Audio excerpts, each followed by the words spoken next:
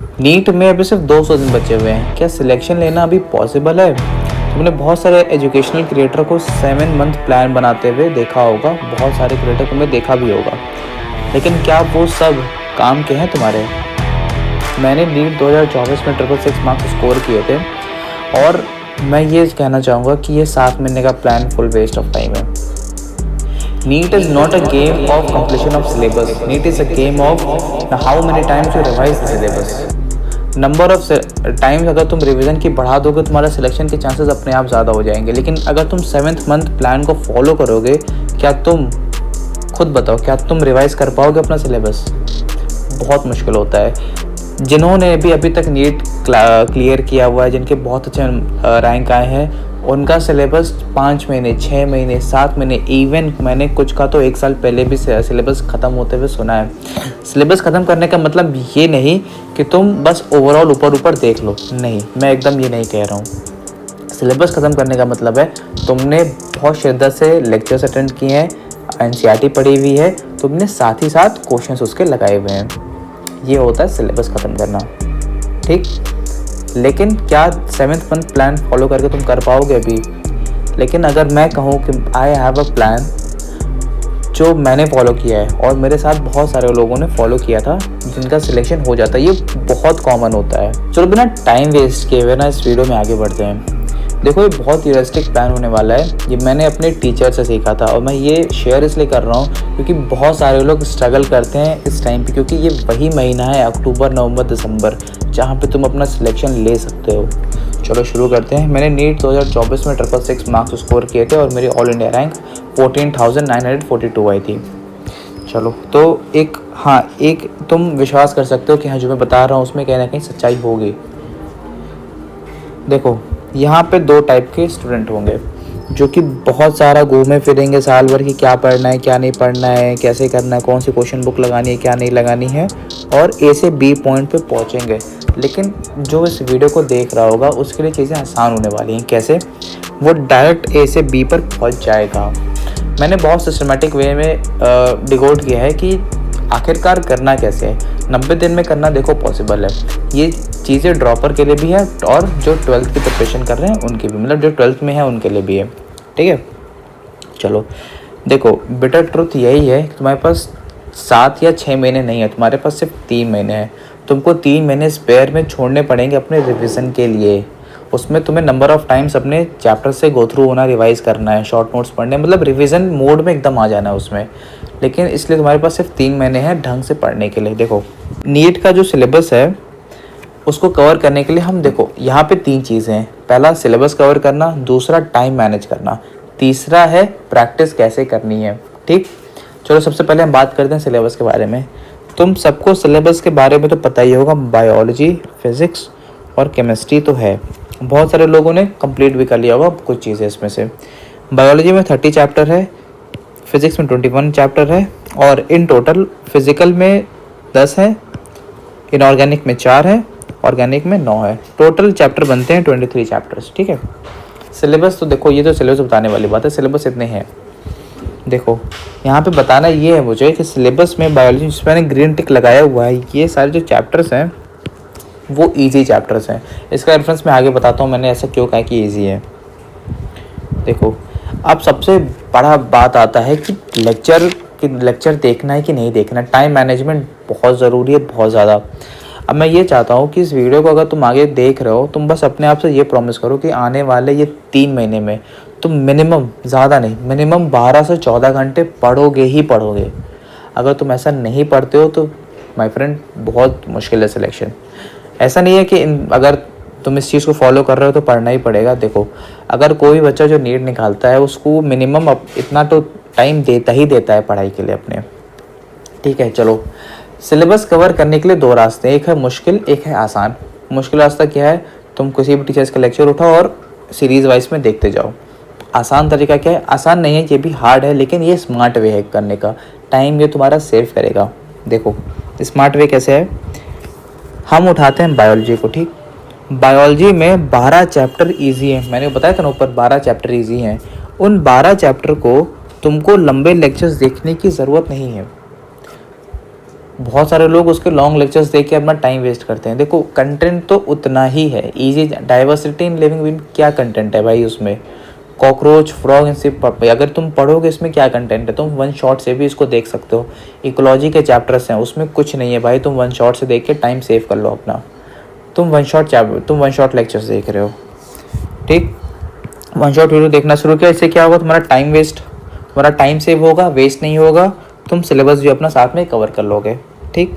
अब थोड़ी कैलकुलेशन पे आते हैं कि मैं वन शॉट पे क्यों ज़्यादा फोर्स कर रहा हूँ यहाँ पे।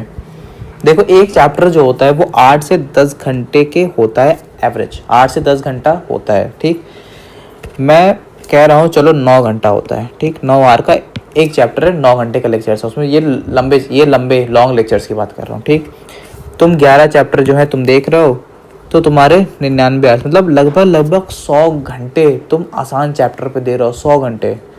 हमारे पास इतना टाइम नहीं है, मैं 100 घंटे नहीं दे सकता हूँ। अब देखो, अब मैं वही वन शॉट वीडियोस की बात कर रहा हूँ, जहाँ पे वन शॉट वीडियोस है वहाँ पे क्या है, तुम एक चैप्टर पे 3 घंटे दोगे, 2 से 3 घंटे तुम एक चैप्टर पे दे रहे हो, ठीक, एवरेज की बात है।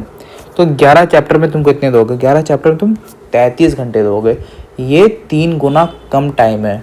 जो लोग 100 घंटे का लेक्चर देख रहे हैं, तुम वही चीज़ 33 घंटे में कवर कर रहे हो। तुमने यहाँ पे अपना टाइम सेव कर लिया और कंटेंट से तुम कंप्रोमाइज़ नहीं कर रहे हो, कंटेंट उतना ही है। आसान चैप्टर में कंटेंट नहीं कम होता है, ठीक। इसी तरह तुम बाकी चैप्टर्स भी कर सकते हो। मैं ये नहीं कहूँगा कि तुम मॉलिकुलर पूरा देखो, प्रिंसिपल ऑफ इनहेरिटेंस या फिर रिप्रोडक्शन जैसे चैप्टर्स तुम पूरा वन शॉट से देखो, नहीं, चाहो तो देख सकते हो। लेकिन अब मैं ये कहूँगा कि उसमें भी कुछ टॉपिक्स होते हैं जो मुश्किल होते हैं, कुछ टॉपिक्स होते हैं जो आसान होते हैं। देखो एक चैप्टर है, चैप्टर में 10% चीज़ें ईजी होंगी, जो बहुत मुश्किल चैप्टर है। मैं एक एग्जांपल दे रहा हूँ। वैसे तो एक चैप्टर में 50 to 60% चीज़ें ईजी होती हैं जो कि आराम से समझा जा सकता है, लेकिन मैं कहता हूँ कि चलो 30% चीज़ें ईजी हैं किसी चैप्टर में 50% चीज़ें भी ईजी हैं। तो तुम जो ईजी वाला पार्ट है वो तुम कहाँ से कर लो, वो तुम वन शॉट से कर लो। और जो हार्ड वाला पार्ट है, हार्ड पार्ट, वो तुम कर लो लॉन्ग लेक्चर से। इससे क्या होगा, इजी वाला पार्ट जो तुम्हारा था वो तुम्हारा जल्दी हो जाएगा, हार्ड वाला जो पार्ट है तुमने बिना कंप्रोमाइज़ के अच्छे से कवर कर लिया, तुमको तब भी समय कम लगने वाला है बाकियों से, ठीक। इस चीज़ का ध्यान दो, ये है स्मार्ट वे सिलेबस को ख़त्म करने का, ठीक। चलो, बायोलॉजी जो ऐसी चीज़ है, अगर तुम 3 महीने में पढ़ोगे ना, वो तुम्हारी एंड में भी भूल जाएगी। बायोलॉजी ऐसा है तुमको लगातार पढ़ना पड़ता है। तुम 1 साल तो अगर तुमने ड्रॉप भी लिया होगा, तुम देखोगे तुम बायोलॉजी एंड तक पढ़ते हो, और अभी भी तुम बायोलॉजी एनसीईआरटी पढ़ ही रहे हो। तो बायोलॉजी मैं नहीं कहूँगा कि तुम इन 3 महीने में बहुत ज़्यादा टाइम दो। डेली 2 से 3 घंटा बायोलॉजी के लिए इज़ मोर देन सफिशिएंट। तुम्हारा सवाल होना चाहिए कि यार कंप्लीट कैसे होगा, याद कैसे होगा। देखो लास्ट जो 3 महीने हैं उसमें रिवीजन ही करना है तुम्हें। तुम उसमें सिर्फ बायोलॉजी एनसीईआरटी ही पढ़ते रहना, इनऑर्गेनिक पढ़ते रहना। रटने वाली चीज़ें तुम पेपर के जितने ज़्यादा पास करोगे तुम्हारे दिमाग में उतनी रहेंगी। बातें हैं टाइम मैनेजमेंट पे, ठीक है। देखो बायोलॉजी एक ऐसा सब्जेक्ट है कि तुम पढ़ते रहोगे वो भूलते ही रहेगा। तुमने अभी तक बायोलॉजी पढ़ते आई है, तुमने हो सकता है तुम्हारा ड्रॉप ईयर होगा, तुम बायोलॉजी पढ़ते आए हो और अभी भी पढ़ रहे हो, भूल रही है ना। तुम बायोलॉजी जितना पेपर के पास याद करना चाहोगे उतना आसानी से हो जाएगा, तुम रिटेन कर सकते हो उसको अपने दिमाग में, ठीक है। तो बायोलॉजी मैं कहूँगा 2 से 3 घंटे इज़ इनफ, और तुम देखना तुम्हारा इन्हीं 2 से 3 घंटे में बायोलॉजी पूरी ख़त्म हो जाएगी और तुम्हें मोर देन 70% चीज़ें याद रहने वाली हैं। ये ट्राइड एंड टेस्टेड तरीके हैं भाई। इजी चीज़ें तो सबको याद रहती है, मुश्किल चीज़ों के लिए तुम्हारे पास 3 महीने हैं भाई, 3 महीने बहुत आराम से हो जाएगा, टेस्ट करो बस। फिजिक्स एक वो ऐसा सब्जेक्ट है, फिजिक्स और फिजिकल एजुकेशन ऐसा सब्जेक्ट है, एक बार अगर आ गई तो कभी नहीं जाने वाली। मुझे नीट का पेपर दिया 2 साल हो गए, फिजिक्स के questions more than 50% questions NEET के मैं बिना पढ़े बिना रिवाइज के सॉल्व कर सकता हूँ। फिजिक्स इतनी अच्छी करनी है। इन 3 महीने तुम्हारे पास जो टाइम है, तुम्हें ज़्यादातर टाइम अपना दिन के 4-5 घंटे तुम्हें सिर्फ फिजिक्स पे देने हैं। 4-5 घंटे तुम रोज़ के फिजिक्स की दोगे ना, तुम्हारी फिजिक्स अपने आप मक्खन होती जाएगी, बहुत अच्छी फिजिक्स होगी तुम्हारी, क्योंकि ये फिजिक्स होती है कंसेप्चुअल। तुम 4-5 घंटे दे रहे हो, लेक्चर्स वगैरह देख रहे हो, नोट्स बना रहे हो, साथ में क्लास में जो क्वेश्चंस हो रहे हैं वो सब कर रहे हो, 4-5 घंटे लग जाने हैं इसमें। और ट्रस्ट में 90 दिन में तुम्हारी फिज़िक्स कंप्लीट हो सकती है।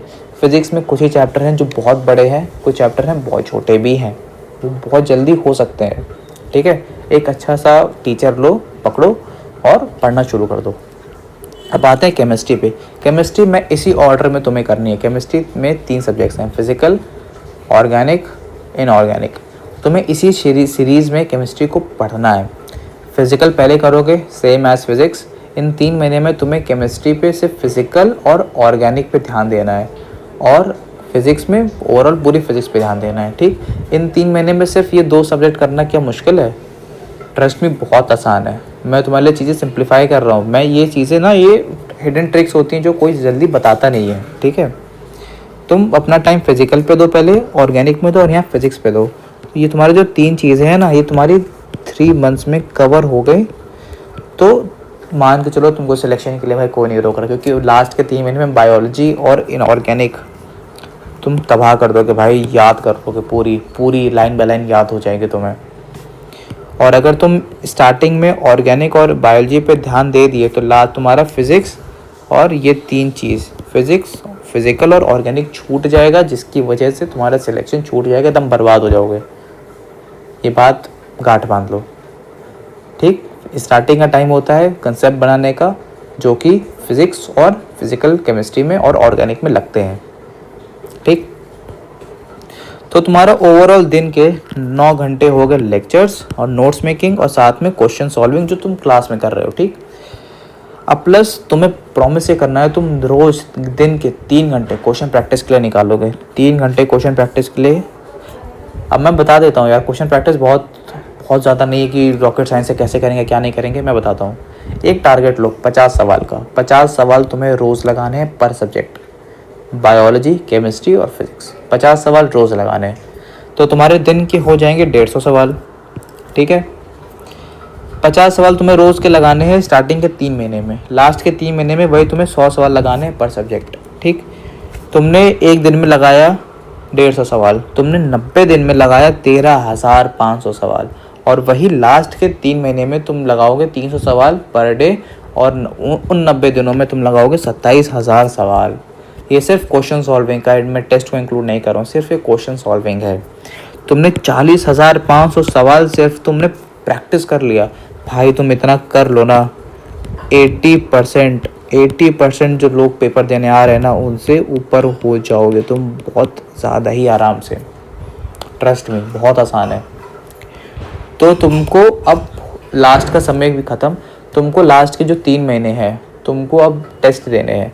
तुम उन 3 महीनों में मिनिमम 40 टेस्ट देना। 40 से 50 test is more than enough. तुम इतने टेस्ट दो और कोशिश करना कि तुम पार्ट सिलेबस 1 या 2 कोचिंग के दो, लेकिन मॉक पेपर बहुत ज़्यादा लगाने हैं। इन 40 में मिनिमम कुछ नहीं तो 30 मॉक पेपर तो तुम्हें लगाने हैं। 30 मॉक पेपर लगाने और एनालाइज करना है, बस।